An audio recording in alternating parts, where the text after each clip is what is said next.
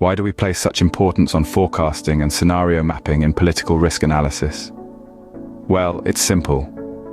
These methods help to identify, prepare for, and mitigate potential future challenges, which are inevitable in the ever-changing landscape of global politics. Firstly, let's consider quantitative models.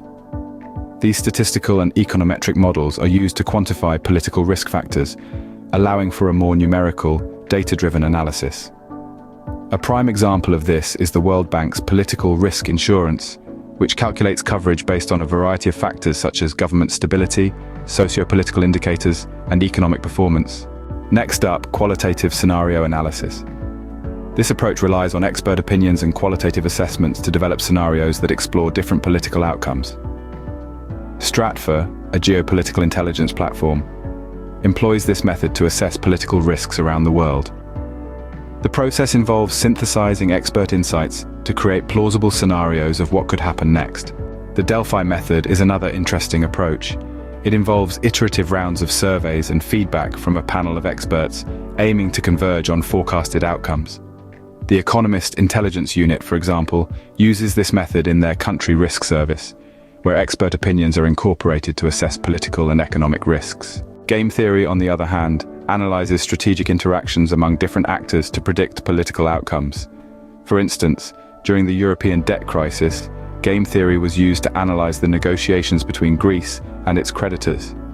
Every potential strategy and response of each party was scrutinized to forecast the outcome. Event trees and decision trees are also frequently used.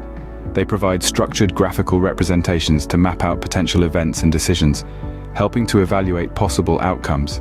These tools can aid in assessing the potential consequences of a change in government policy or evaluating the choices available to political actors. Cross-impact analysis is another effective approach.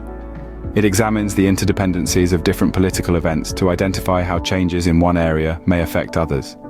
For example, when forecasting the impact of Brexit, analysts used cross-impact analysis to understand how changes in trade policies might affect currency exchange rates and market dynamics. Scenario planning is an approach where narratives or stories about potential future developments are created to anticipate different political trajectories. The National Intelligence Council's Global Trends Report, for instance, uses scenario planning to explore alternative futures, aiding policymakers and businesses in preparing for uncertainties. Red team analysis is a unique approach where independent teams challenge existing assumptions and scenarios to identify vulnerabilities. This method is often used by military and intelligence agencies to assess potential political risks.